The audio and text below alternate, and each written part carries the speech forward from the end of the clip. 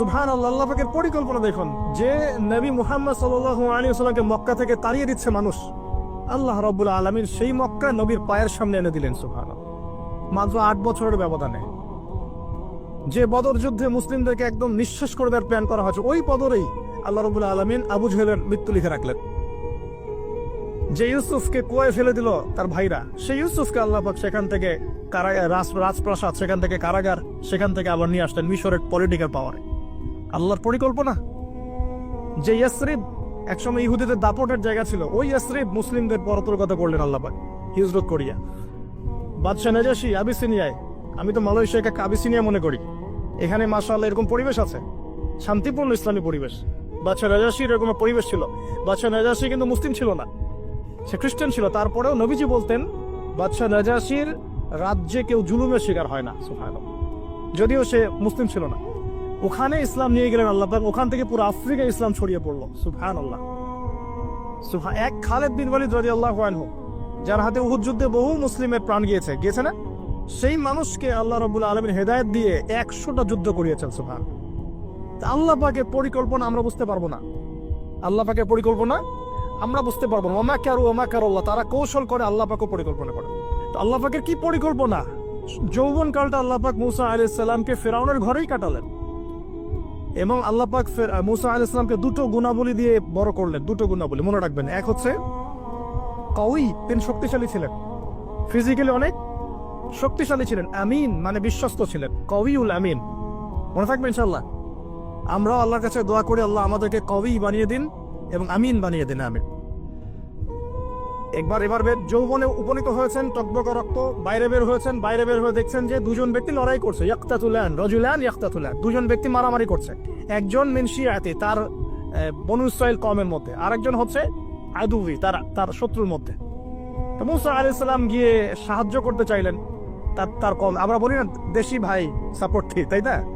আচ্ছা, তো মুসা আলাইহিস সালাম গিয়ে সাপোর্ট দিতে গিয়ে শুনেন, ফাওয়াকাযাহু মুসা ফাকাদা আলাইহি, মুসা আলাইহিস সালাম মাত্র একটা ঘুষি দিয়েছেন, এক ঘুষিতেই ওই ব্যক্তি ডেড, স্পট ডেড। এই যে আমি গত একটা লেকচারে বলেছিলাম, চাইনিজ কন্টিনেন্টে যে মার্শাল আর্টস গুলো গড়ে উঠেছে, এই কোরআন থেকে গড়ে উঠেছে। তার আগে ওদের সভ্যতা ছিল, সংস্কৃতি ছিল, ঠিক আছে। এক ঘুষিতে মানুষ মারা যায়, এটা কোরআন বলেছে। এক ঘুষিতে মানুষ মারা যায়, এটা কোরআন বলেছে। ওরা এখন রিসার্চ করে বের করে যে 6টা-7টা স্পট আছে মানুষের দেহে, এক ঘুষিতে মানুষ মারা যেতে পারে। কোরআনকে আমরা মূল্যায়ন করি না, কিন্তু কোরআনকে সারা দুনিয়ার অমুসলিমরা মূল্যায়ন করে ওদের স্বার্থে তারা আমাদের কোরআনকে মূল্যায়ন করে, আমাদের হাদিসকে মূল্যায়ন করে। আমরা করতে চাই না, আল্লাহ মাফ করবো আমাদেরকে। আমরা কোরআন পড়তে চাই না, গবেষণা করতে চাই না, অর্থ বুঝতে চাই না, একটু আরবি ভাষা শিখতে চাই না, কোরআনের বালাগাত ডেইলি একটু তেলাওয়াত করবো এক পারা, সেটা করতে চাই না। আল্লাহ পাক আমাদেরকে মাফ করুক এবং কোরআন বলা বানিয়ে দিন। আমিন। কথাগুলো বলার উদ্দেশ্য আপনাদেরকে আঘাত করা নয়, আমি জাস্ট আপনাদের কলবে একটু ধাক্কা দেওয়ার চেষ্টা করছি, যাতে করে আপনারা সবাই কোরআন তেলাওয়াত করেন ডেইলি এক পারা করে। আল্লাহ কবুল করে নেন। এবার আসুন দেখুন, এবার কি হলো, এটা ইন্টেনশনালি ছিল না, আনইনটেনশনালি মুসা আলাইহিস সালাম এখন কিন্তু মানে হত্যার অপরাধী হয়ে গেছে, তাই না? ফিরআউন তাকে ধরার জন্য বের হয়েছে দলবল নিয়ে, ওকে ধরতে হবে, এবার অ্যারেস্ট করতে হবে। তো একজন এসে পরামর্শ দিল যে তুমি এখান থেকে চলে যাও, তুমি এই মিশর থেকে চলে যাও, বের হয়ে যাও, না হলে ফিরআউনের বাহিনী তোমাকে পেলে ধরে ফেলবে। এবার মুসা আলাইহিস সালাম চলে গেলেন কোথায়? মাদিয়ান। কোথায় বলেন? অনেক দূরে মাদিয়ান। মাদিয়ানে গিয়ে তার না আছে কোনো শেল্টার, না গার্ডিয়ান, না কোনো খাবার, না পানি, কিছুই নাই। ঠিক নবী সাল্লাল্লাহু আলাইহি ওয়াসাল্লামের সাহাবীরা হিজরত করেছেন আবিসিনিয়ায়, নবীজি হিজরত করেছেন একবার তায়েফে, ওখানে মার খেয়ে চলে আসতে হয়েছে না? মনে আছে?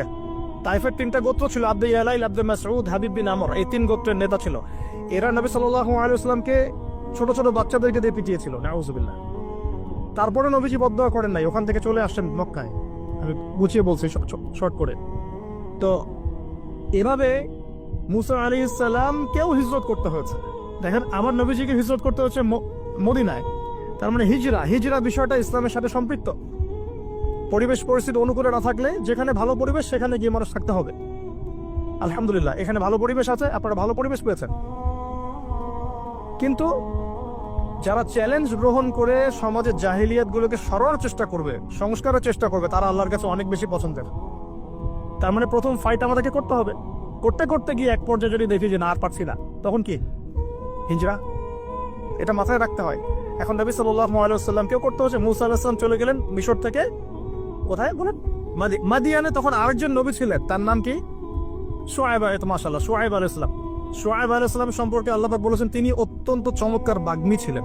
মানে তিনি নবীদের মধ্যে অনেক সুন্দর করে কথা বলতে পারতেন। সুবহানাল্লাহ, সুবহানাল্লাহ। তো শুআয়ব আলাইহিস সালামের কওমের নাম কওমে মাদিয়ান। বলে রাখি, এই কওমে মাদিয়ানকে আল্লাহ রাব্বুল আলামিন ধ্বংস করেছেন সর্বপ্রথম ভূমিকম্প দিয়ে। কি দিয়ে? পৃথিবীতে সর্বপ্রথম যে জাতিকে ভূমিকম্প দিয়ে ধ্বংস করা হয়েছে তার নাম কওমে মাদিয়ান। কেন ধ্বংস করা হয়েছে? মাপে কম দিত। কি করতো? যেটা এখনকার ওয়ার্ল্ডের ইকোনমিক্স সুন্নাহ, নাউজুবিল্লাহ। মানুষকে ঠকানো এখনকার ওয়ার্ল্ডের ইকোনমিক্স সুন্নাহ। এবং এই মানুষকে ঠকানোর জন্য ইকোনমিক সেকশনে রিবা চালু করা হয়েছে। রিবা, সব জায়গায় রিবা, এভরি সিঙ্গল সেক্টর, যেটা under the foundation of World Bank আর IMF। রিবা আছে কি নাই? আর আমরা তো রিবাটাকে এখন মনেও করি না যে মায় করছে। এটাই তো হাদিসের কথা। রিবার 70 শাখা আছে পাপের, 73 শাখা আছে পাপের, সর্বনিম্ন শাখা মায়ের সাথে করানো। বুঝলেন? এটা ইকোনমিক সুন্নাহ হয়ে গেছে না এখন, মানুষকে ঠকানো, মাপে কম দেওয়া, রিবা। আর আমরা তো মাশাআল্লাহ ঘুষ ছাড়া কিছু হয় না, দুর্নীতি ছাড়া হয় না, টেবিল পাসই হচ্ছে না। আল্লাহ মাফ করুক আমাদেরকে। তবে এগুলা আমাদের ইবাদতকে নষ্ট করে ফেলছে।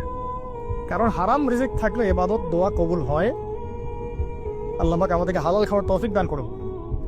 এখন প্রিয় ভাইরা, ওখানে গিয়ে কিচ্ছু নাই, নিঃস্ব অবস্থায় কি দোয়া করতে পারেন একজন মানুষ, এই দোয়াটা শিখে নেন। ইনশাআল্লাহ আপনার জীবনের সমস্ত সংকট কেটে যাবে ইনশাআল্লাহ। আমি নিজেও এই দোয়াটা বেশি বেশি করার চেষ্টা করি। দোয়াটা হচ্ছে, মুসা আলাইহিস সালাম একটা গাছের নিচে হেলান দিয়ে বসলেন। বসে দেখলেন দুইজন মেয়ে দাঁড়িয়ে আছে দূরে, পানি নিতে পারছে না। লোকজন পানি নিয়ে যাচ্ছে, ওরা দাঁড়িয়ে আছে বেচারি। মুসা আলাইহিস সালাম গিয়ে বললেন, কি সমস্যা আপনাদের? এটা নিয়ে আপনারা আবার মেয়েদের সাথে কথা বলার চেষ্টা করেন।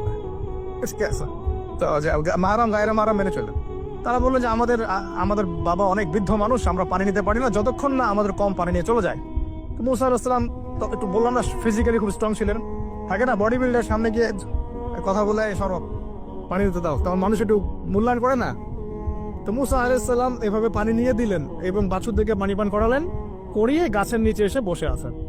বসে বসে তিনি দোয়া করছেন। এই যে দোয়াটা তিনি দোয়া করছেন, রব্বি, একটা নেক কাজ করলেন না, মানুষের উপকার করলেন, নেক কাজ করে এসে গাছের নিচে বসে দোয়া করছে, আল্লাহ এখানে তো আমার খাবার পানি বাসস্থান কিছুই নাই, আমি কি করব?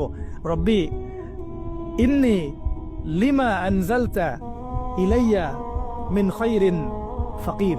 রব্বি ইন্নী লিমা আনজালতা ইলাইয়া মিন খায়রিন ফাকির। আবার বলেন, রব্বি ইন্নী লিমা আনজালতা ইলাইয়া মিন খায়রিন ফাকির। অর্থ হচ্ছে, হে আল্লাহ, তুমি তোমার পক্ষ থেকে আমার উপরে যে নিয়ামতগুলো দিবে, আমি এর জন্য ফকির হয়ে বসে আছি। আল্লাহ, অর্থ বুঝে পড়বেন ভাই। নামাজ, রোজা, হজ, যাকাত যাই করেন আল্লাহর ওয়াস্তে অর্থ বুঝে পড়বেন। অর্থ বুঝে পড়লে আপনার ইবাদতের স্বাদ পাবেন, তৃপ্তি পাবেন, আল্লাহর সাথে কানেকশন হবে, আল্লাহর নূর পাবেন, মাআরিফত পাবেন, সত্য স্বপ্নও দেখবেন তখন ইনশাআল্লাহ। তখন শুয়ে শুয়ে সত্য স্বপ্নও দেখবেন ইনশাআল্লাহ। আল্লাহ পাক তৌফিক দান করবেন। এবার আল্লাহ পাকের সাহায্য নেমে আসলো। ওই দুই মেয়ের মধ্যে একজন হেঁটে হেঁটে চলে আসছে। এবার এই মেয়ের হাঁটা সম্পর্কেও কোরআন কথা বলেছে, সুবহানাল্লাহ। এই মেয়ে কিভাবে হেঁটে এসেছে এই হাঁটার বর্ণনাও কোরআন দিয়েছে। কোরআন বলেছে এই মেয়ে হেঁটে আসছে লাজুক পায়ে। কি পায়ে? এখন আপনি এই পুরো ওয়ার্ল্ডের মেয়েদের হাঁটা দেখেন, লজ্জা আছে? তাহলে মেয়েদের সাথে লজ্জা একটা গভীর সম্পর্ক আছে। এই মেয়ের প্রশংসা আল্লাহ পাক কোরআনে করলেন, লাজুক পায়ে, লাজুক ভঙ্গিতে, অবনত নয়নে সে হেঁটে আসলো। এখন আপনি খেলে যান, গো টু খেল, আপনাদের টুইন টাওয়ারে যান, দেখেন সবার হাঁটা চলো দেখেন। হায়া লজ্জার কোনো বালাই আছে এখানে? আমি গত লেকচারে বলেছিলাম যে আদম আলাইহিস সালাম এবং হাওয়া আলাইহিস সালাম, ইবলিস তাদের সাথে প্রথম যে আচরণ করেছে ওই ফল খাওয়ানোর পরে, সেটা কি? তাদের গা থেকে পোশাক খুলে পড়ে গেছে। মানে নগ্ন করে দিয়েছে আমাদের পিতামাতাকে, মহাবিশ্ব নগ্ন করে দিয়েছে কে? ইবলিস। তো এখন এই পৃথিবীতে আমরা যারা নগ্নতার চর্চা করছি তার কার এজেন্ট আমরা বুঝতে বাকি আছে? আমার কথা কি বুঝতে পারছেন কিনা? এই কানেকশন মেলানোর চেষ্টা করো, ডটসগুলো মেলানোর চেষ্টা করো। সামনে যাই প্রিয় ভাই, এই মেয়ে এসে বলছে আমার বাবা আপনাকে ডাকেন, আমার বাবা আপনাকে ডাকছেন। তিনি গেলেন, বাবা শুআয়ব আলাইহিস সালাম। তখন এক বোন ইনডাইরেক্টলি বাবাকে বোঝাচ্ছে যে বিয়ে শাদী দিলে ভালো হয়। এক বোন বলছে যে আপনি তো তাকে পুরস্কৃত করতে চাচ্ছেন, তাহলে এরকম কওয়িউন আমিন একজন মানুষকে সবচেয়ে ভালোভাবে পুরস্কৃত করা যায় তার যথাযোগ্য প্রতিদান দেওয়ার মধ্য দিয়ে। তো মেয়ের ইশারা বাবা বুঝেছেন, তিনি তিনি নিজের এক মেয়ের সাথে মুসা আলাইহিস সালাম বিয়ে দিলেন। সুবহানাল্লাহ। তবে শর্ত দিলেন, দেন মোহর কি? মোহর তো নাই। মোহর কি এবার? মোহর হচ্ছে 8 বছর তোমাকে আমার ফার্মে কাজ করতে হবে। এটা আগেকার একটা স্টাইল ছিল, সুন্নাহ। এটা এটা এখন নাই, যদিও আগে এরকম ছিল যে দেনমোহর দেওয়ার জন্য এই একটা পদ্ধতি ছিল। এবার ইয়াকুব আলাইহিস সালামের ক্ষেত্রেও এরকম 7 বছরের কথা আসছে। তিনি 7 বছর তার শ্বশুরের ফার্মে কাজ করেছেন। এটা নতুন ছিল না ওই সময়, এটা কমন ছিল। এখন যেমন আমাদের দেশে কমন 10 লাখ টাকা মোহর হবে, 10,000 টাকা দিব, বাকিটা সব বাকি, তাই না? এরকম আর কি কমন কিছু বিষয় থাকে আর কি। আস্তাগফিরুল্লাহ, মাফ করো। বলবে বাসরাতে, বলবে আমাকে মাফ করে দাও। শুরুতেই নিজের গায়রথহীনতার পরিচয় দিল। আবার এদিকে শ্বশুরের কাছে মাশাআল্লাহ মোটা অঙ্কের ডোনেশন নিতে চাচ্ছে, যৌতুক। বিয়ে আমাদের ওখানে মাশাআল্লাহ মানে কেনা বেচা, মেয়ে বিক্রি করতেছে আর ছেলে কিনতেছে। এবার 8 বছর পূর্ণ করা হলো, তিনি আরো 2 বছর 10 বছর পূর্ণ করলেন। এই 10 বছরে মুসা আলাইহিস সালাম নবী পরিবেশ পেলেন, অভিভাবক পেলেন, স্ত্রী পেলেন, প্রেমময়ী সন্তান সন্ততি ইত্যাদি সবকিছু। এবার আল্লাহ রাব্বুল আলামিন তাকে মিশরের দিকে যাওয়ার যে সময় এখন হয়ে গেছে, 10 বছর হয়ে গেছে, মিশরের দিকে যেতে হবে। যাওয়ার পথে স্ত্রীর প্রসব বেদনা উঠেছে। তখন মুসা আলাইহিস সালাম আগুন খুঁজছেন। আগুন কি খুঁজছেন ভাই? আগুন খুঁজতে খুঁজতে খুঁজতে খুঁজতে তুর পাহাড়ের ওখানে গিয়ে দেখছেন যে আগুন গাছে জ্বলছে, সবুজ পাতার উপরে আগুন। তিনি অবাক। এই সময় আওয়াজ আসলো, বিসমিল্লাহির রহমানির রহিম, ইন্নী আনা রাব্বুক ফাখলা'না আলাইক ইন্নাকা বিল ওয়াদিল মুকদ্দাস তুয়া। মুসা, ইন্নানি আনা আল্লাহ লা ইলাহা ইল্লা আনা ফা'বুদনি ওয়া আকিমিস সালাতা লিযিকরি। মানে এখানে অনেকগুলো কথা আছে, সূরা তাহার মধ্যে আছে। আওয়াজ চতুর্দিক থেকে ভেসে আসলো। মহান আল্লাহ রাব্বুল আলামিন তার শান অনুযায়ী, তার ইজ্জত অনুযায়ী তিনি যেভাবে কথা বলেন সেভাবে মুসা আলাইহিস সালামের সাথে কথা বললেন। আল্লাহু আকবার। বললেন, ইয়া মুসা, হে মুসা, ইন্নানি আনা আল্লাহ, নিশ্চয় আমি আল্লাহ, লা ইলাহা ইল্লা আনা, আমি ছাড়া কোনো ইলাহ নাই, ফা'বুদনি, তুমি আমার ইবাদত করো, ওয়া আকিমিস সালাতা লিযিকরি, আমার ইবাদতের জন্য সালাত কায়েম করো, আমার জিকিরের জন্য সালাত কায়েম করো, আমার স্মরণের জন্য সালাত কায়েম করো। ফাখলা'না আলাইক, তোমার জুতা খুলে ফেলো, ইন্নাকা বিল ওয়াদিল মুকদ্দাস তুয়া, তুমি তুয়া উপত্যকায় আছো, পবিত্র তুয়া উপত্যকায় আছো। আদব শেখানো হলো। এভাবে অনেক কথোপকথন হলো। নবী মুসা আলাইহিস সালাম ভয় পেয়ে গেলেন এবং আল্লাহ পাক আরো কথা বললেন, ওয়ামা তিলকা বিয়ামিনিকা ইয়া মুসা, তোমার ডান হাতেটা কি? মুসা আলাইহিস সালাম বলছেন, ক্বালা হিয়া আসায়া আতাওয়াক্কাউ আলাইহা ওয়া আহুশু বিহা আলা গনামি ওয়া লিয়া ফিহা মাআরিব উখরা। এটা তো আমার লাঠি, এটা দিয়ে আমি ডালপালা পারি, আমার ওই যে গবাদি পশু চড়াই। আল্লাহ পাক বলছেন যে এটা ছুঁড়ে মারো, আলকিহা ইয়া মুসা, এটা ছুঁড়ে মারো। ফালকাহা, তিনি ছুঁড়ে মারলেন, ফাইযা হিয়া হাইয়াতুন তাসা, এবং এটা ছোটাছুটি শুরু করলো, বড় একটা সাপ হয়ে গেল। সুবহানাল্লাহ। এগুলো কোনো গাল গল্প নয়, এগুলো আল্লাহ রাব্বুল আলামিনের মুজিজা, মুজিজাতুল কুবরা, এটা বড় মুজিজা। তিনি পিছনের দিকে দৌড়ানো শুরু করলেন সাপ দেখে, খাইফা ইয়াতারাক্কাব, মানে ভয়ে দৌড়ানো শুরু করলেন। আল্লাহ পাক বলছেন, লা ইয়াখাফু আলাই আল্লাদাইনাল মুরসালিন, আমার কাছে রাসূলগণ ভয় পায় না, তুমি ভয় পেও না, তুমি ওটাকে ধরো পিছন থেকে, সেটা আবার লাঠি হয়ে যাবে। পিছন থেকে হাত দেওয়া হলো, লাঠি হয়ে গেল। সুবহানাল্লাহ। এবার বলছে যে তুমি তোমার বগলের নিচে হাত ঢুকাও। মুসা আলাইহিস সালাম বগলে হাত ঢুকালেন, বের করলেন, হাত থেকে টর্চ লাইটের মতো আলো বের হওয়া শুরু হলো। এটা দ্বিতীয় নিদর্শন। কেন দেয়া হলো নিদর্শন? এবার আল্লাহ পাক তার দায়িত্বটাকে বলছেন, তোমাকে নিদর্শনগুলো কেন দিলাম, তোমাকে মনোনীত কেন করলাম, কেন তোমাকে মনোনীত করলাম? মুসা, তোমার কাজটা কি? তোমার কাজ এখন এটা, ইযহাব ইলা ফিরআউনা ইন্নাহু তাগা, তুমি ফিরআউনের কাছে যাও। ফিরআউন সীমা লঙ্ঘন করেছে, মনে আছে ফিরআউনের কথা? সীমা লঙ্ঘন করেছে। তখন মুসা আলাইহিস সালাম তার অপারগতা প্রকাশ করছেন এভাবে। তিনি বলছেন, আল্লাহ, আমার তো জিহ্বায় জড়তা আছে, আর আমি তো ওখানে এক ব্যক্তি, আমার খুনের অভিযোগ আমার কাঁধে, আমি এখন কিভাবে কি করবো আল্লাহ? তখন আল্লাহ রাব্বুল আলামিন বলছেন, এই দোয়াটা করো। কোন দোয়া? মুসা আলাইহিস সালাম পড়লেন, রব্বি ইশরাহ লি সাদরি, হে আল্লাহ আমার বক্ষ প্রশস্ত করো, ওয়াসসির লি আমরি, আমার কাজকে সহজ করে দাও, ওয়াহলিল উকদাতাম মিন লিসানি, আমার জিহ্বার সমস্ত জড়তা দূর করে দাও, ইয়াফকাহু কওলি, যাতে মানুষ আমার কথা বুঝতে পারে। আর আমার সাথে আমার পরিবারের মধ্য থেকে ওয়াজআলনি ওয়াজিরাম মিন আহলি, আমার পরিবারের মধ্যে একজন ওজির আমাকে দাও, সাথী। হারুন আখি, আমার ভাই হারুনকে দান কর। সুবহানাল্লাহ। হারুন আলাইহিস সালামকে নবুয়ত দেয়া হলো, দুজনকে আল্লাহ পাক এখন বলছেন ইযহাবা ইলা ফিরাউন, তোমরা দুজন এখন ফিরাউনের কাছে যাও। ফাইন্নাহু তাগা ফাকুলা লাহু কাওলান লাইয়িনা, তবে তাকে গিয়ে কর্কশ ভাষায় কথা বলবে না, নরম স্বরে কথা বল। দায়ীদের এখানে সুন্নাহ, দায়ীদের জন্য শিক্ষা আছে, দায়ী আলেম যারা মুবাল্লিগ তাদের শিক্ষা আছে। ফিরাউনের সামনে গিয়ে দাওয়াত দিলেও কিভাবে দিতে হবে? ফাকুলা লাহু কাওলান লাইয়িনা, নম্রভাবে কথা বলো। লাআল্লাহু, কেন নম্রতার সাথে? লাআল্লাহু ইয়াতাযাক্কারু আও ইয়াখশা, হয়তোবা নম্রতা প্রদর্শন করলে সে উপদেশ গ্রহণ করতে পারে, অথবা সে আল্লাহকে ভয় করতেও পারে। আল্লাহ পাক তো আগে থেকে জানেন সে ঈমান আনবে না, তারপরেও আমাদের আদব শিখাচ্ছেন আল্লাহ পাক এখানে। তারা দুজন চলে গেলেন, দাওয়াত দিলেন। ফিরআউন মশকরা করছে, ওয়ামা রাব্বুকুমা ইয়া মূসা, তোমাদের দুজনের রব আবার কে? হ্যাঁ, মূসা আলাইহিস সালাম বুঝাচ্ছেন, রব্বি আল্লাযী, আমার রব সেই রব যিনি জীবিতকে মৃত করেন, মৃতকে জীবিত করেন, ইত্যাদি।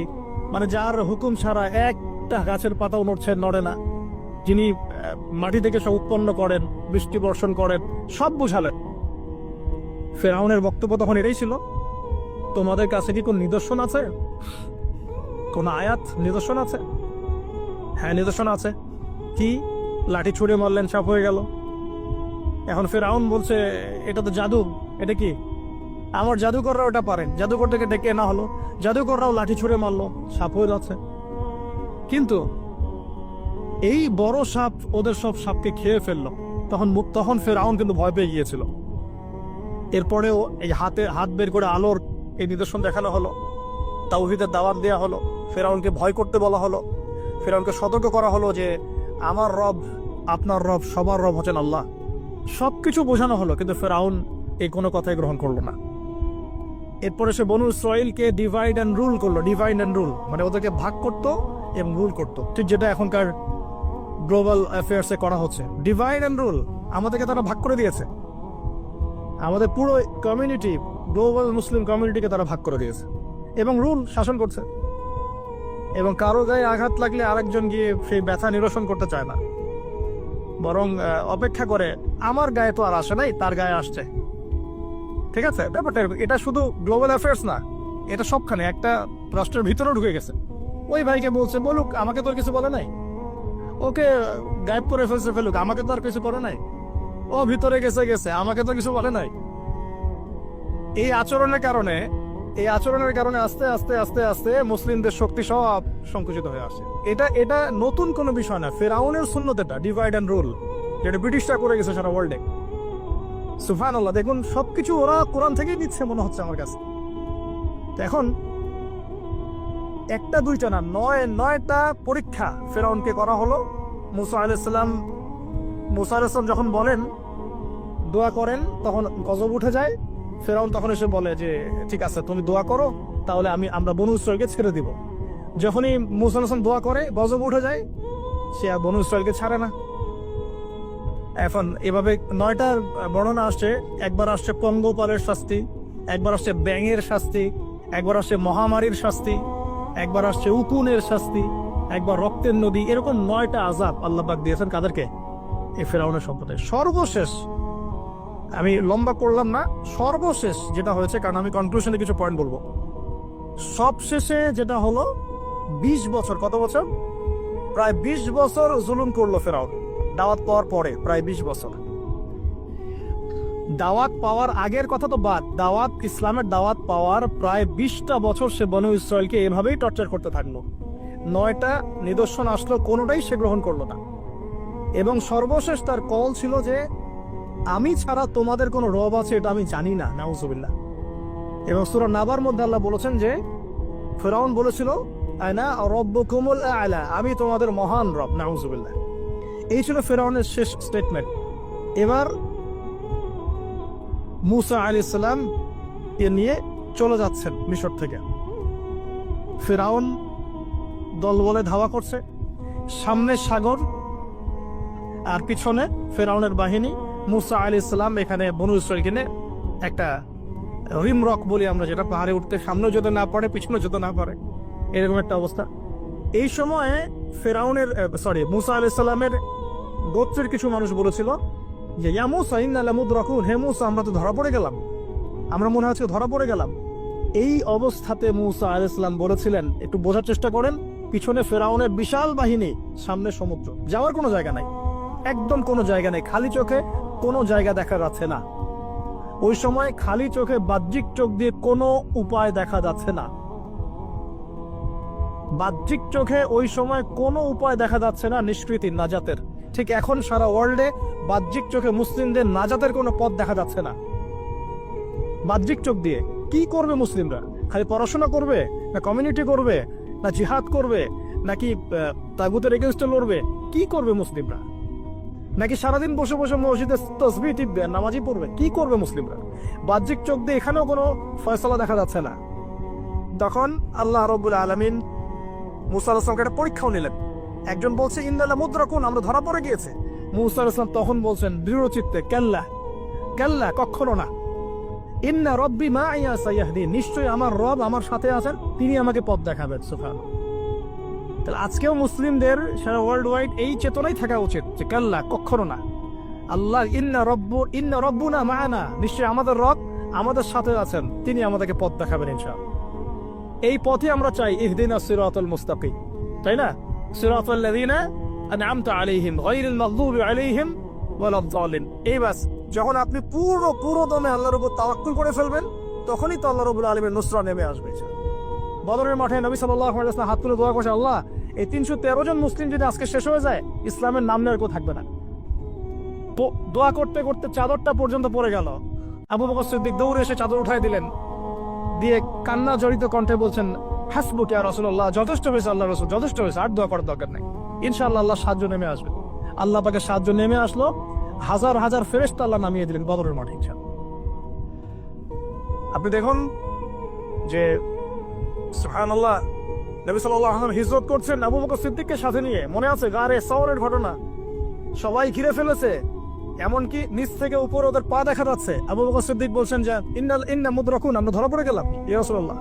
একই কথা কিন্তু নবী সাল্লাল্লাহু আলাইহি ওয়াসাল্লাম সেই একই কথাই বলছিলেন, লা তাহজান, তুমি দুশ্চিন্তা করো না, ইন্নাল্লাহা মা'ানা, আল্লাহ আমাদের সাথে আছেন, ইনশাআল্লাহ আল্লাহ আমাদের সাথে আছেন।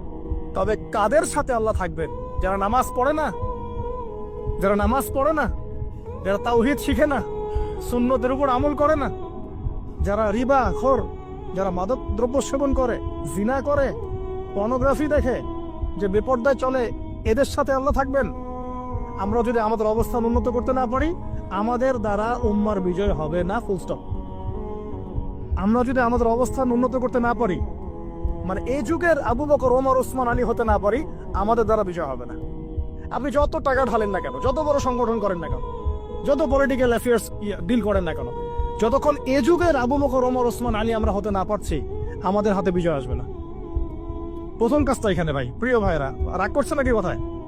আমাদের প্রথম কাজটা এখানে। ফ্যান্টাসির কোনো মূল্য নাই এখন।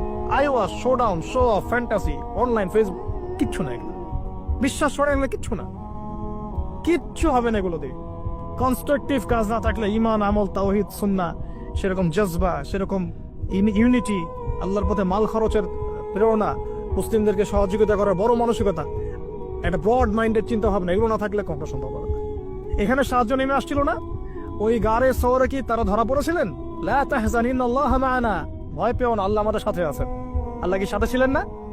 ঠিক একই কথা মুসা আলাইহিস সালাম বলছেন, কাল্লা, কখনো না, ইন্না রব্বি মা'িয়া সাইয়াহদিন, আমার রব আমার সাথে আছেন, তিনি আমাকে পথ দেখাবেন ইনশাআল্লাহ। বলার সাথে সাথে মনে আছে ওই যে নমরুদ যখন ইব্রাহিমকে ফেলে দিচ্ছে আগুনে, জিবরিল আমিন এসে বলছেন, হাজাতুকা ইনদি, আপনার কোনো প্রয়োজন আছে আমার কাছে?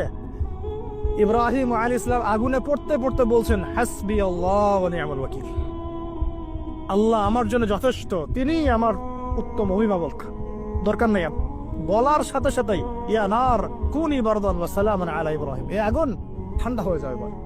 আমার বান্দা আমাকে ডেকেছে, তার কোনো পথ নাই চোখের সামনে খোলা, এখন আমার বান্দা আমাকে ডেকেছে, আমার উপর ফরজিয়াত আমার বান্দাকে এখন সাহায্য করা, এটা আমার হক, আমার বান্দাকে সাহায্য করা। ওয়া কানা হাক্কান আলাইনা নুনজিল মুমিনিন, আমার হক হচ্ছে, আল্লাহ বলছেন আমার হক মুমিন বান্দাদেরকে নাজাত দেওয়াটা আমার হক। সুবহানাল্লাহ। তাহলে ওই যে সাহায্য এসেছে ওই নমরুদের ওখানে আগুন পরীক্ষায়, একই সাহায্য আসছে গারের শহরে, বদরের মাঠে, উহুদে, খায়বারে, খন্দকে, এই সাহায্য নেমে আসতো মুসা আলাইহিস সালামের কাছে। কি সাহায্য? লাঠি ছুঁড়ে মারোর 12টা, একটা দুইটা 12টা রাস্তা হয়েছে, সাগর ভাগ হয়েছে। এটা কি আসলেই পসিবল? এখনকার সায়েন্সকে এটাকে পেনিট্রেট করতে পারবে? আমরা তো সায়েন্সকে ইলা বানিয়ে নিয়েছি। ও যখন কিছু বলে হ্যাঁ আমরা বলি হ্যাঁ, ও বলে না আমরা বলি না। বিশ্বাস করেন? ও যখন সায়েন্স যখন কোনো কিছুকে বলে হ্যাঁ এটা ঠিক, আমরা বলি ঠিক ঠিক ঠিক। যখন সায়েন্স বলে এটা বেঠিক, আমরা বলি না বেঠিক বেঠিক। আমরা কোরআন হাদিসকে সায়েন্স দিয়ে মূল্যায়ন করছি। সুবহানাল্লাহ। এখন নামাজ পড়তে গেলে মানুষ সায়েন্টিফিক ব্যাখ্যা খুঁজে, রোজা রাখা সায়েন্টিফিক ব্যাখ্যা খোঁজে। ব্যাখ্যা থাকতে পারে, আমার জানার দরকার নাই তো। আমাকে আল্লাহ হুকুম করেছেন, এটাই আমার কাজ। ব্যাখ্যা থাক না থাক সেটা আমার জানার দরকারও নাই। হ্যাঁ থাকতে পারে, নাও থাকতে পারে, সব আমার বুঝে আসবে না, কিছু আসবে কিছু আসবে না। আমরা কোনো কোনো ক্ষেত্রে এটাকে টেকনোলজিকে আমাদের ইলাহ বানিয়ে নিচ্ছি। আপনি বিশ্বাস করেন, আমি আল্লাহর কসম করে বলছি, আজকে যদি নাসা বলে যে পৃথিবী থেকে লক্ষ কোটি আলোকবর্ষ দূরে একটা গ্রহের সন্ধান পাওয়া গেছে, ওখানে হুর পড়ি আছে, সোনা দানা আছে, মাটি হচ্ছে মিশকের আম্বরের, এই সেই, মানুষ বিশ্বাস করবে হ্যাঁ এরকম কোনো গ্রহ থাকতে পারে? বিশ্বাস করবে কিনা অনেস্টলি বলেন? আল্লাহ পাক কোরআনে 1400 বছর আগে বলেছেন, তার আগের ধর্মগ্রন্থেও বলেছেন জান্নাত আল্লাহ সৃষ্টি করেছেন। মানুষ বিশ্বাস করে না। নাস্তিকরা বলে, টিটকারি মারে নাস্তিকরা, মৌলবাদীরা মোল্লারা কি বলে, এই যুগে এগুলো বিশ্বাস করে মানুষ? নাউযুবিল্লাহ। নাসা যদি বলে বহু দূরে একটা গ্রহ আছে বিশাল বড়, ওখানে একটা পাথর ফেললে নিচে যেতে 70,000 বছর সময় লাগবে, মানুষ বলে হ্যাঁ এমন কোনো গ্রহ থাকতে পারে? নাম দিয়ে দিবে একটা XYZ dot dot dot dot, দিল একটা কিছু, এরকম নাম হয় না, KLR কি নাম দিয়ে দিল একটা। তো আল্লাহ পাক জাহান্নামের কথা বলছেন, মানুষ বিশ্বাস করে না। তো প্রিয় ভাইরা, এই জায়গায় সায়েন্স ব্যাখ্যা করতে পারবে না। 12টা রাস্তা হয়ে গেছে, 12টা গোত্র পার হয়ে গেল। ফেরাউন দলবল নিয়ে পার হতে চাচ্ছে, আল্লাহ রাব্বুল আলামিন ওই জায়গায় ডুবিয়ে দিলেন। সুবহানাল্লাহ। ডোবার সময় ফেরাউন ঈমান এনেছিল, এটা অনেকে আমরা জানি না, কিন্তু ডোবার সময় ফেরাউন বলছে আমানতু বিরাব্বি হারুন ওয়া মূসা। এই জায়গা থেকে আমি কনক্লুশন দিকে যাব, একটু মনোযোগ দিয়ে। ফেরাউন বলছে আমানতু বিরাব্বি হারুন ওয়া মূসা, কখন বলছে? ডোবার সময়। ওই সময়ে ফেরেশতারা তার মুখে কাদা নিক্ষেপ করছিলেন, এটা হাদিসে আসছে। কারণ কাফের, ফাসিক, জালেম, এরকম মুনাফিক মউতের সময় ফেরেশতারা মুখের উপরে প্রচন্ড জোরে আঘাত করতে থাকে। আল্লাহ আমাদেরকে হেফাজত করুন। পিছের, পিছনে, চেহারায়, কপালে। সূরা মুহাম্মদ পড়ে দেখুন, ইয়াদরিবুনা উজুহাহুম ওয়া আদবারহুম। ফেরাউনকে এই কাজ করা হচ্ছিল, কিন্তু তখনও জিবরিল আমিন, তখনও তিনি একটু কনসিয়াস, যদি এখন আল্লাহ তার তওবা কবুল করে ফেলে। সুবহানাল্লাহ। তাহলে আমরা কেন তওবা করতে দেরি করছি? আজকে থেকে জীবনটাকে ঢেলে সাজাবো ইনশাআল্লাহ। আল্লাহ তৌফিক দান করুন।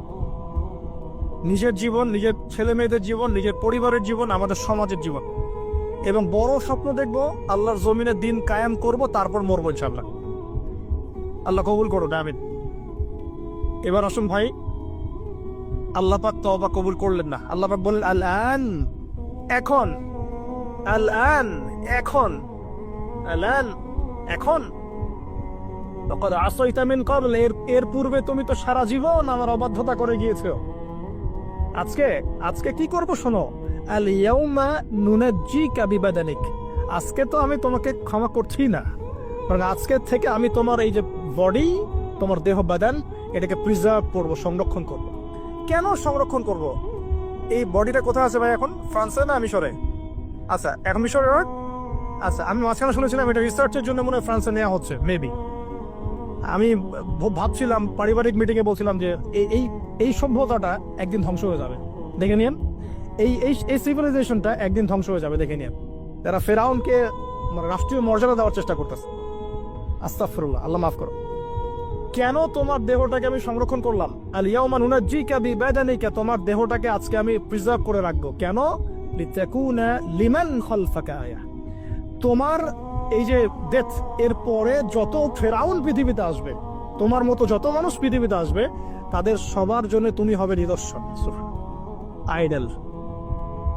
তাহলে ফেরাউনের বডিটাকে প্রিজার্ভ করা হচ্ছে কেন ভাই? যাতে ফেরাউনের চরিত্র যাদের মধ্যে আছে তাদেরকে আল্লাহ পাক এর মধ্য দিয়ে শিক্ষা দিতে পারেন, জাস্ট এতটুকু। এছাড়া কোনো কারণ আছে? এটা কি আমাদের দেখার কোনো বিষয়? বরকত আছে কোনো? সুবহানাল্লাহ। এখন আপনাকে আমি একটু কনক্লুশনের দিকে নিয়ে আসি। মানুষ জানতো না এই বডিটা কোথায় আছে। সাহাবীদের যুগে কি বডি বের হয়েছিল? বরদ ভাই, সাহাবীদের যুগে কি বডিটা বের হয়েছিল?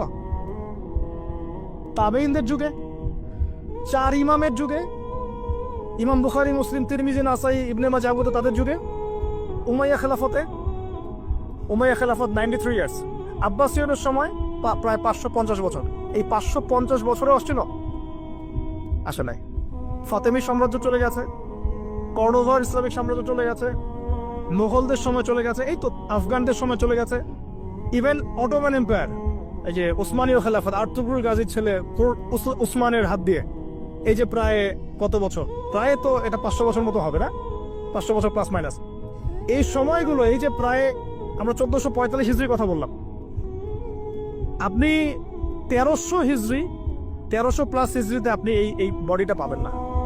আমরা দেখি নাই, বিশ্ববাসী দেখে নাই। ইংরেজি কত সনে এটা আবিষ্কৃত হলো, কে উদ্ধার করলো, কোত্থেকে আসলো? আমি ছোটখাটো ভাঙাচোরা গবেষণা করে দেখেছি 1897 সালের দিকে এটা হয়েছে, পাওয়া গেছে 1897 সালের দিকে। আর এটাকে প্রিজার্ভ করে করে আরো প্রমাণ করা হয়েছে। প্রমাণ করতে সময় লেগেছে, এটা সেই রেমেসিস টু এরই মমি, এটা সময় লেগেছে আরো প্রায় 10-15 বছর। প্রায় 1912 সাল ধরা হয়। 1912 সাল থেকে এটা প্রমাণিত হয়েছে এটাই সেই ব্যক্তির মমি। কোন ব্যক্তি? ফিরআউন, যে এই পৃথিবীর সবচেয়ে বড় কাফের, সবচেয়ে বড় জালেম, সবচেয়ে বড় ফাসিক, সবচেয়ে বড় মুনাফিক, সবচেয়ে বড় আল্লাহদ্রোহী। আর আল্লাহ পাক তাকে কেন রেখেছেন? লিতাকুনা লিমান খালফাকা আয়া, যাতে তুমি তোমার পরবর্তীদের জন্য নিদর্শন হতে পারো। That's all. তাহলে আমরা পেলাম কবে? 1897 অথবা প্লাস মাইনাস 1912।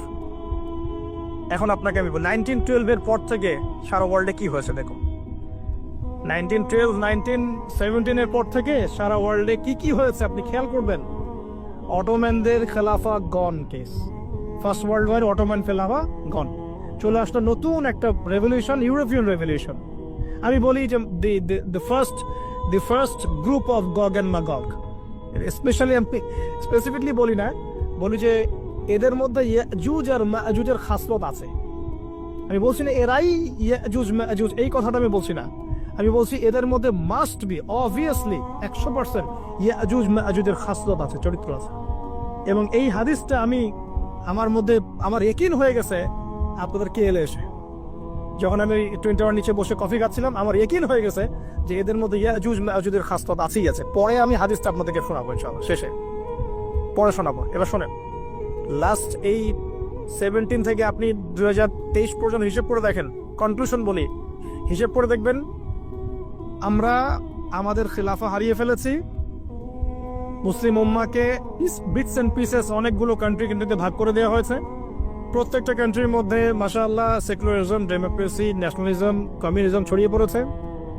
ধর্মতাত্ত্বিক শিক্ষাগুলোকে কমানো হয়েছে। আপনার ইকোনমিক সেকশনে রিবাকে প্রমোট করা হয়েছে। পলিটিক্যাল অ্যাফেয়ার্সে আল্লাহ পাকের বিধানকে উঠিয়ে দিয়ে তাগুতি বিধান চালু করা হয়েছে, খোলামেলা বলছি। তারপরে পর্দা, বেহায়াপনা, এভরি সিঙ্গেল যে কুফর, হারাম যেগুলা, কাবিরায়, কাবায়ের, এগুলোকে প্রমোট করা হয়েছে লাস্ট 100 বছর। আপনি এই লাস্ট 100 বছরে আপনি আবু বকর, ওমর, ওসমান, আলীর সেই যুগ পাচ্ছেন না। ইভেন মুসলিমদের মধ্যে হাজারটা দলে দলে আমরা ভাগ হয়ে গেছি। শক্তি নাই, স্ট্রেংথ নাই, কাদা ছড়াছড়ি, গিবত, তহমত। হ্যাঁ, এক ভাইয়ের সমালোচনা করতে পারলে আরেকজন ক্রেডিট মনে করে, কে কার গলায় চালাবে, এই তো চলছে।